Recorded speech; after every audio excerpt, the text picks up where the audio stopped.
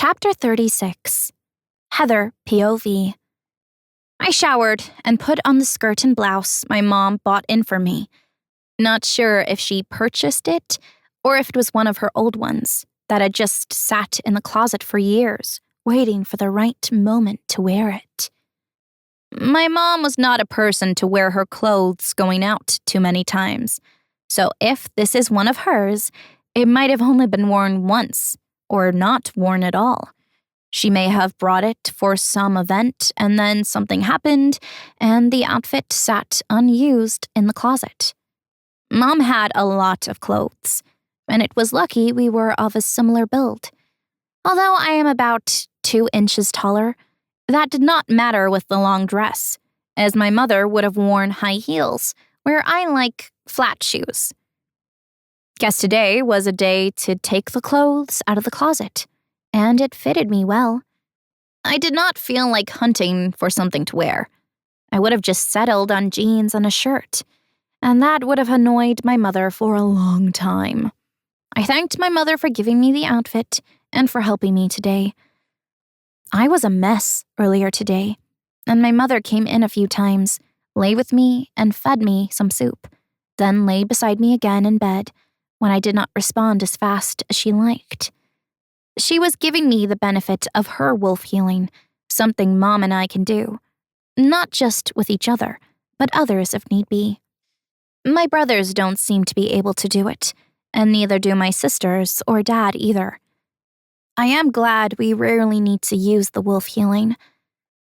It had been a long time since we had rogues or other less violent issues for us to need to heal anyone, and I hope it stays that way. I was concerned about the DNA testing, but Mom said not to fret. If the goddess wants our healing wolves to be known by all, then we have to trust the goddess has a plan for us. Mom's strong belief in the moon goddess's plans had kept the family strong when things were going in the wrong direction. Mom came into my room after I finished dressing and asked me to show her my arms. And to my relief, the bruising was almost gone. This also pleased Mom. She remembered the last time I suffered with this kind of bruising and was quick to start healing me straight away. The last time I needed this kind of healing, Mom had thought I would heal quickly, and when I did not after a few days, she had to step in and assist me. She believed the healing was difficult because I could be having a bad reaction to something. It's not like I wanted to bruise like this, and if the guy knew his job, it would not have been so bad. Take it easy tonight. You are still a little weak, but I am pleased how well you have healed this time. And please, give that poor boy some slack. No more adding to your trail. He is your goddess-given mate, and the sooner you're marked and mated, the sooner you can get me some grandbabies. Now, he will be here soon. Do you want some makeup to hide your dark eyes? No, Mom. Just some lipstick and mascara. I think that's enough, I said, and Mom handed me some mascara with a blue tint to it and soft pink lipstick. Mom chuckled when Morgan's booming voice echoed down the hall, saying that Mason was there and he had flowers. See, Heather, I told you he was trying. Now be nice to him, please. Mom begged me, and I frowned. Was I being too hard on Mason?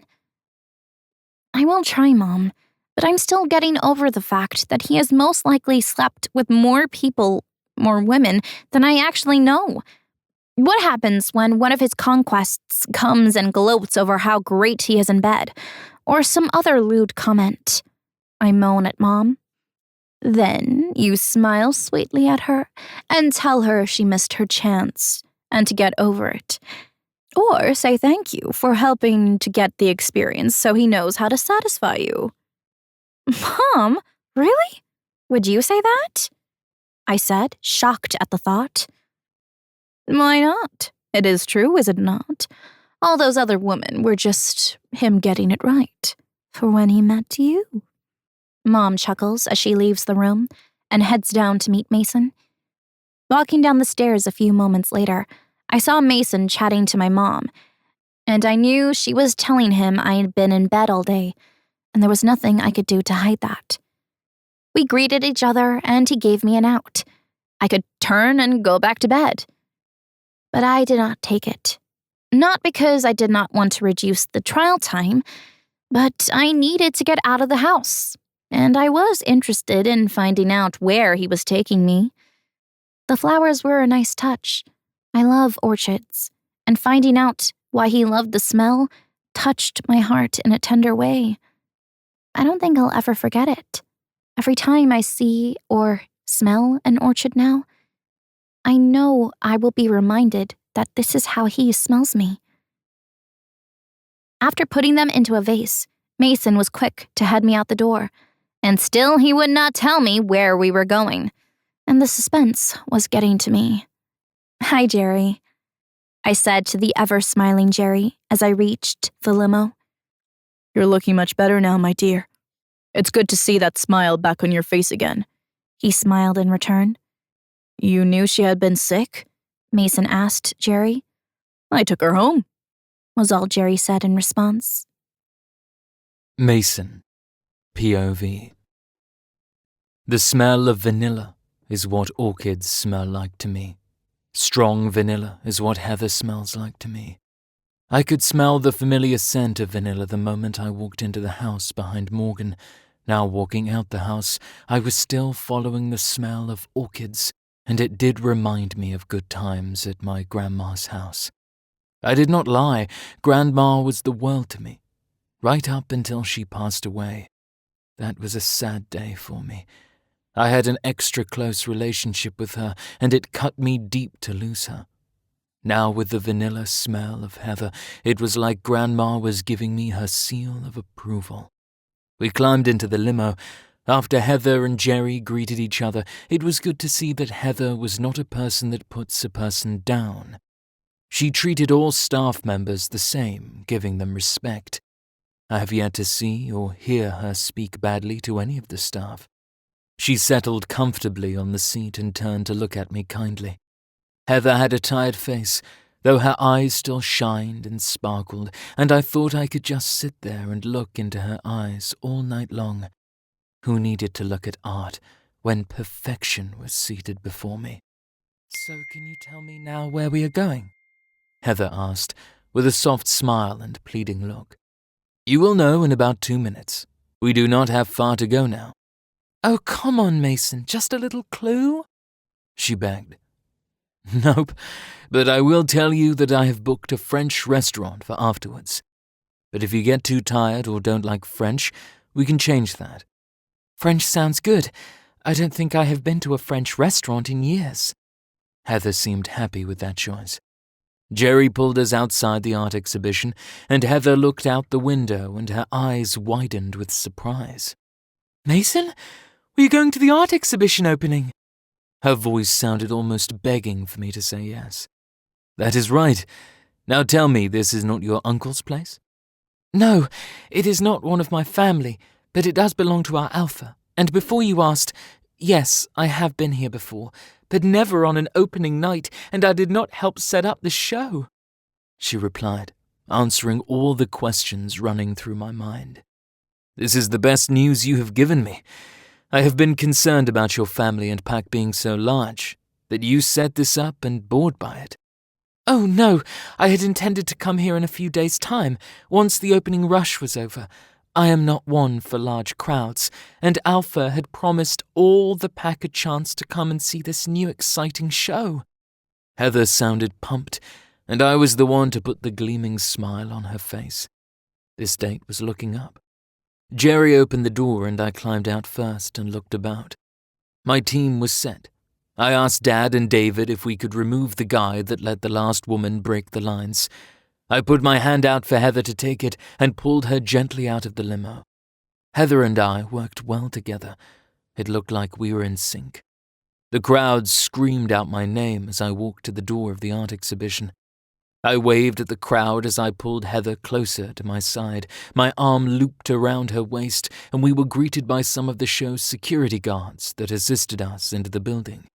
My guys were never too far away, and I was pleased with the improved grouping so far.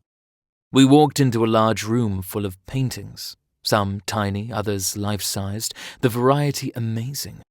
There were all sorts of styles presented here. Oil painting, charcoal, watercolors, even some using textiles, and one that grabbed my attention was taken from lots of photographs.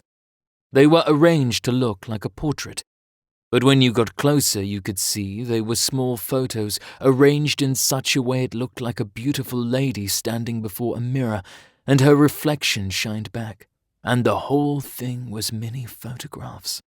Heather smiled sweetly and dragged me over to greet Alpha, who was walking around, meeting and greeting visitors.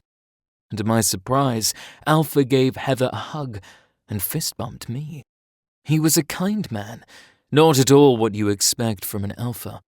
Most tend to want to display power, but he was happy for you to be the one trying to show off. He would just step in if something got out of hand. Heather and I walked around happily, hand in hand. For the most part, Alpha had left us after a while and went to socialize with another visiting Alpha that arrived. It was important for Alpha to meet and greet, keeping the pack safe by exchanging small bits of news and forming closer ties to each other.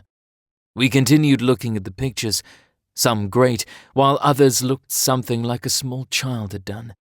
We had yet to reach the children's section.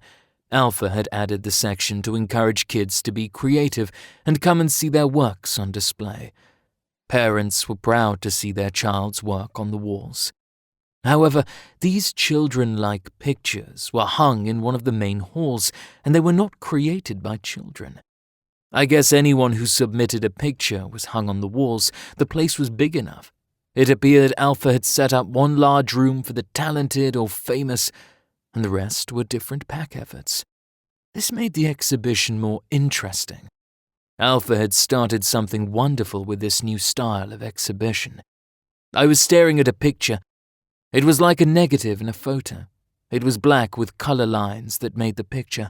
Turning round to see what Heather thought, I noticed she was a couple of pictures behind me, and I saw a woman beside her saying something to her quietly. The look on Heather's face did not look as if she was pleased with this woman or what she had to say. Quickly I walked back towards her. Heather noticed my approach and made no show of moving to me, and when I got close enough, the woman turned slightly and got to see who was chatting in Heather's ear, and my blood ran cold.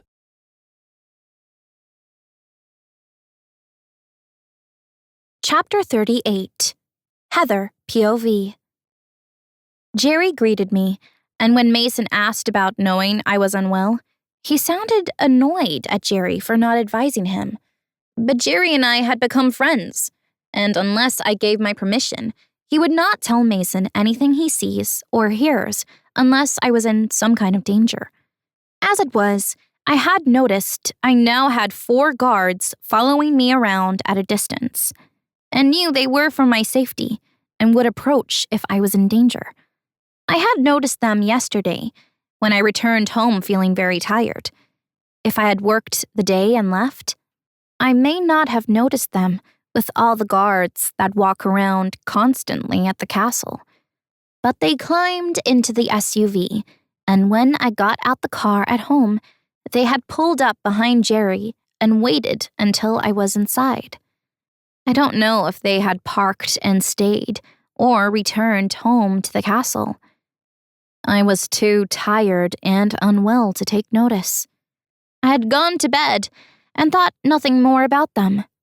Now was a good time to ask Mason if he was why these men were following me, I guessed. After asking where we were headed, I thought, why not? He seemed to be in a good mood and wasn't trying to grope me this time. Mason, do I have a guard detail on me? Looking at him with what I hoped was a soft smile. I did not want to appear angry or threatening in any way. If I did, he could close up and not answer me. He pulled me over to him and kissed my forehead. You're very important to me. I needed to know you were safe, so you have 4 guys close by. They will not intrude on your personal space, unless they see you in danger. He replied. before sniffing my hair. Instead of being grossed out, I kind of felt a warmth flow through me, and my wolf growled longingly. When did they start following me? I lay my head on his chest and listened to his strong heartbeat, and my wolf sang her happiness about being this close to her mate. This morning was the first time.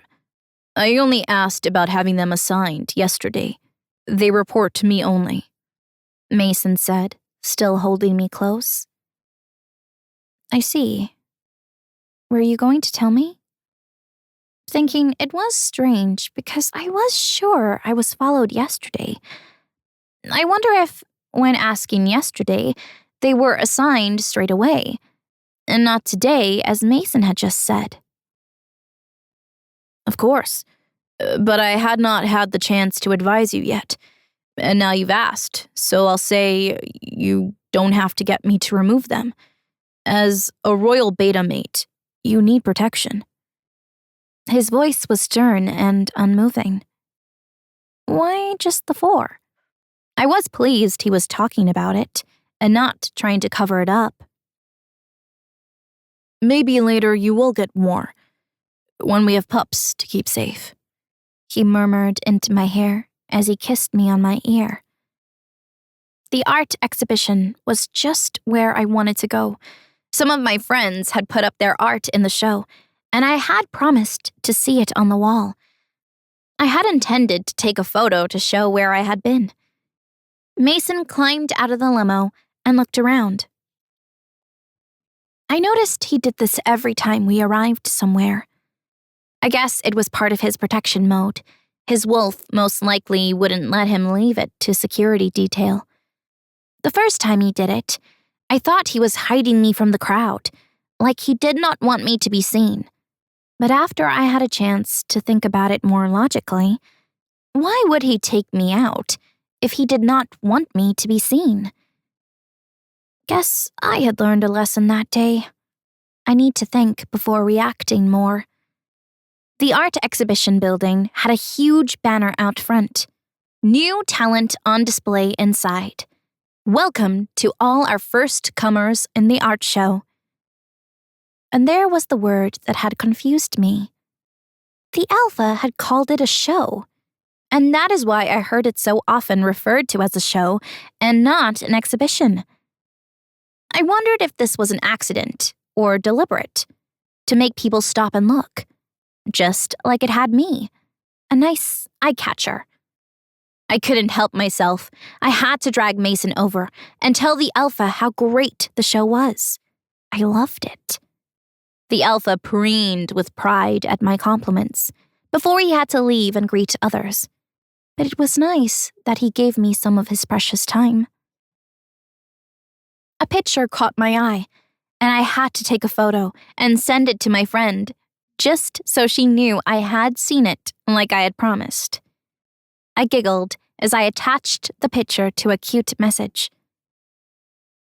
The smell of very strong perfume filled my nose, and I nearly gagged. I did not need to turn around to find out who it was.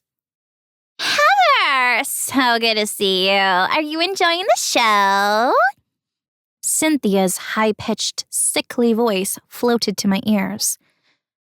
Cynthia, long time. How have you been?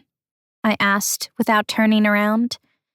I answered my friend's return text message on the picture, and I could imagine her squeal when she received mine. Mason was mine first, you know. Cynthia started, just as I expected her to. I knew she was pictured on his arm a while ago. But it did not bother me then, and it does not bother me now. I shrugged, and did not reply to her attempt to get a reaction from me. He's very creative in bed, and I know he loves getting licked, she said, as she continued closer to my ear. And I was grossed out by the thought of her licking anyone. Did she think he was ice cream? I did not understand what she was trying to tell me. Being a virgin, I had little knowledge of anything more than what I heard my sisters talk about after a date, and how we have babies, that chat, the one my mom did years ago. Even my close friends did not go into details. They would tell me if they liked someone, as girls do, and when they chat about the guy, they just speak about if they thought he was a great kisser. So, what was this licking all about? I was confused. I am warning you. Leave him now, so you won't be too broken-hearted when he dumps you and returns to me, like he always does. She pushed harder this time to get a comment, but I still had no desire to say anything. I looked over to see where Mason had moved on to, and saw him heading to me, thunder in his eyes. Cynthia grabbed my arm and squeezed it, growling out her last warning. Leave him, or I will make you. One way or another, he will be mine again. She was full of venom. No, I replied calmly, not in the least bit intimidated by her and her empty words. Then watch your back, because I will take him from you soon. Cynthia sounded like she was losing her composure, and I internally thanked my mother for our chat before we left the house. Sweetheart, come, let's go to the children's section. I heard Tyler had a picture hanging in there. Mason grabbed my arm and gently pulled me away from Cynthia. I did not look back at her or make any comment. It was just not worth the effort to even think up some resort at that point. My arm never left Heather's waist as we headed to the children's section and away from that crazy woman. I took that woman out once. Well, she was the arm candy a friend set me up with, and I have regretted it ever since. We never kissed or had sex. Even that date was a bust with me leaving her at the show we had attended. I had come out of the men's room to see her all over some other guy, and so I silently slipped out of the show, texting my friend I had left and that my date was with some other guy. He apologized to me, as he knew she was a slut. But he didn't think I would mind, as he wanted to get to know her friend. I told him it was all right and not to worry about it. The next day she was on social media, stating all sorts of lies about us, and I took that to David, and he soon got the posts removed, and I think David had threatened all sorts of things if he saw any posts from that girl and me again on there. I never saw it on that site again, though every now and then something would pop up on other sites, and it was just too hard to follow them all. Only now do I understand David's role and power. The security stuff he handles and soon will be mine to look after was huge. Are you okay? I asked once.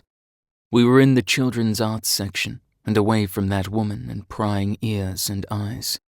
Yep, Heather replied softly, hiding any emotions from me the best she could, but I thought it sounded less than all right, and I could feel her inside me, the start of our bond slowly growing. She was not okay with whatever had transpired. What did she say? I asked, wondering what lies that woman had planted in my mate's head. Nothing more than what I would expect from a female who had been in your arms and wanted to still be there. Heather was good at hiding her feelings. I admire her ability not to put the whole blame on me this time. I wondered briefly what had changed, because Heather was not ranting and raving at me and giving me more weeks on top of my already too long a trial. That does not answer the question. I counted, hoping for more. That is all you are going to get from me. Now, help me find Tyler's picture you told me about, she suggested excitedly, changing the subject, and I did not have the heart to say I made it up to get her away from Cynthia. We walked around the children's section. They ranged in ages rather than packs, and I was surprised to see some adults in this section. It was titled over 18, but still attending school section, and that, to my surprise, was where the painting that was done by Tyler hung, and I was relieved I did not have to say I lied. Heather squealed beside me as she looked at his painting. It was cleverly done. It was just in black and white and grey. In grey was the image of a wolf, in a sitting position looking towards a full moon, and in white was the image of a man looking at the same moon. The background was in black, lots of shading to bring forward both of the images. How he had done it was amazing, and the way the two images merged together was stunning. An overlay of some kind. I had never seen such a picture, and the hours of work to make both images stand out was awe-inspiring. The more you looked, the more details you could see of each individual image. Heather, your brother is talented, I stated factually. Yeah, he had been working on this one for months, if not longer. I have watched it transform and have marveled at his skills. I could sit and watch him for hours. His concentration was intense, and as I slowly watched the two pictures become one, it was breathtaking. He had painted the two individual pictures to see how he wanted them to be. The image of the man was on a type of tracing paper. He would place it over the wolf one he had done, and kept changing parts of it until he was happy with the result. Then, painting the two onto one was beyond words, she said wistfully. Her hand reached out as if to touch it, but stopped just before the picture and pretended to fun her fingers over the wolf in the image, and I wondered what she was thinking at that moment, when her eyes moistened a little, and I felt a mixture of love and sadness float over our growing bond. Wow, that would have been surreal to watch, from the beginning to this mesmerizing end. I could see the hours of work in the picture, and the ability to make it work in the first place makes him a special person. I went behind Heather and pulled her back to my chest and rested my head on top of her head.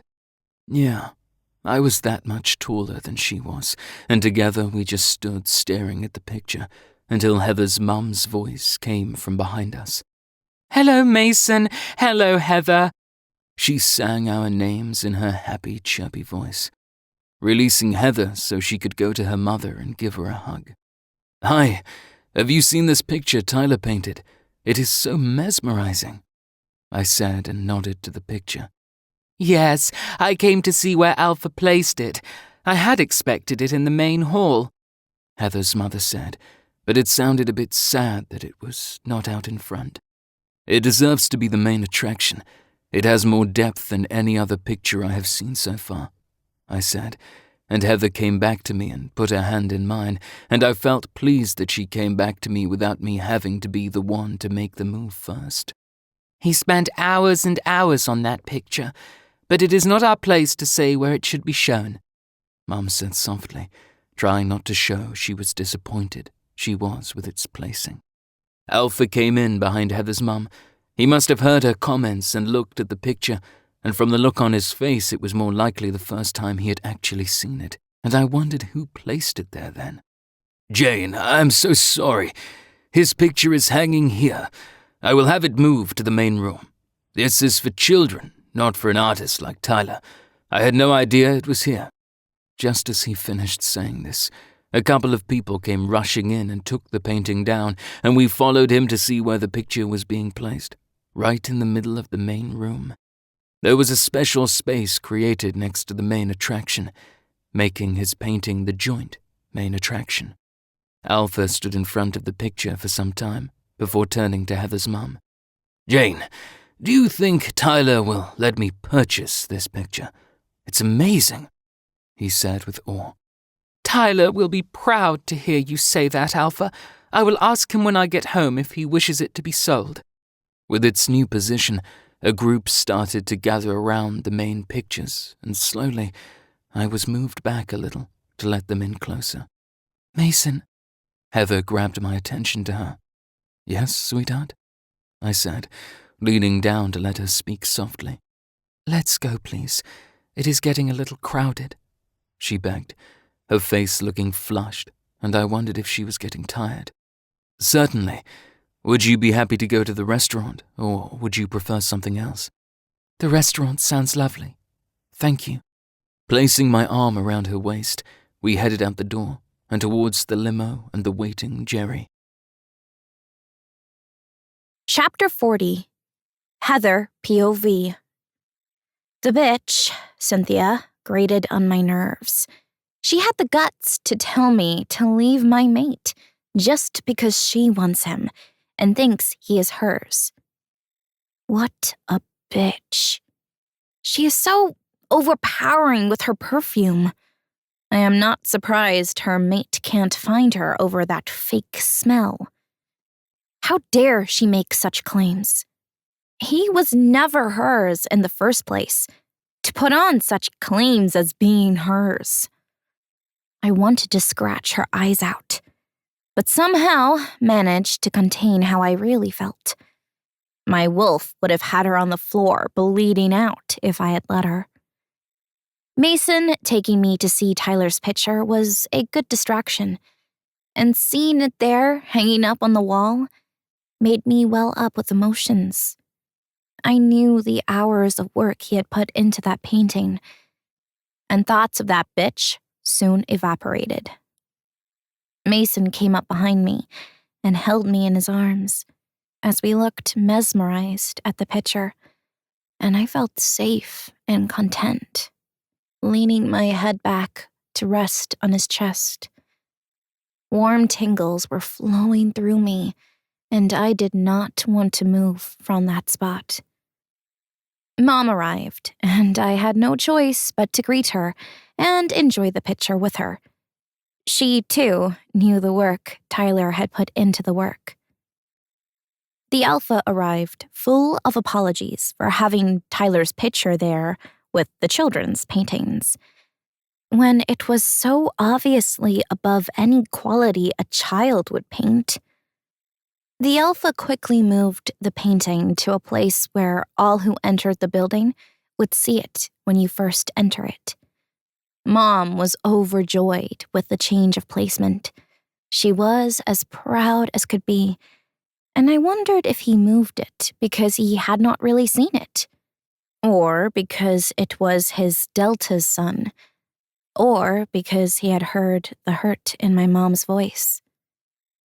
Later, the Alpha offered to purchase the painting, and Mom's face bloomed with pride, and promised to ask Tyler if he wished to sell it. He could give the Alpha first refusal on the painting.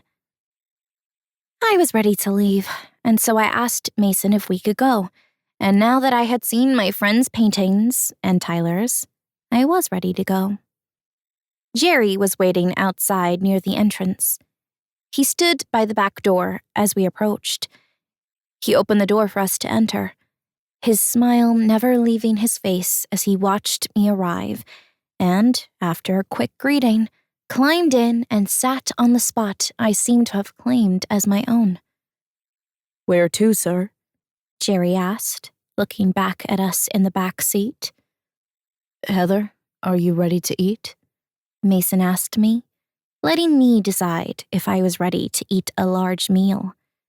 Yes, I think I am ready to have something more substantial to eat. I only had soup all day, I answered, as my stomach decided to agree loudly with me. Jerry laughed and sent the divider back up, giving us privacy. Mason pulled me over to him, and I happily let my head rest on his chest, his arm around my shoulder, stroking my arm as I lay on him, enjoying the tingles traveling over my body.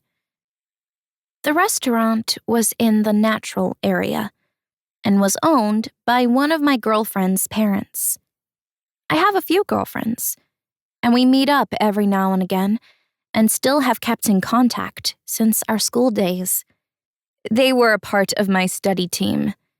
We used to get together often for study nights, and when we had enough of studying, we would do our nails and look through fashion books.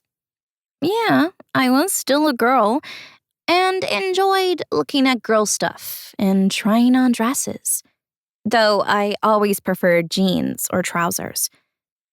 None of us were like my twin sisters. During the school holidays, we might attend a birthday party or two, but we preferred each other's company, rather than the get drunk, slutty girls that seemed to find themselves at most parties. You'll recognize them. They were usually dressed in clothes that left little to the imagination and would make fools of themselves as they tried to get the attention of whichever guy was the flavor of the week.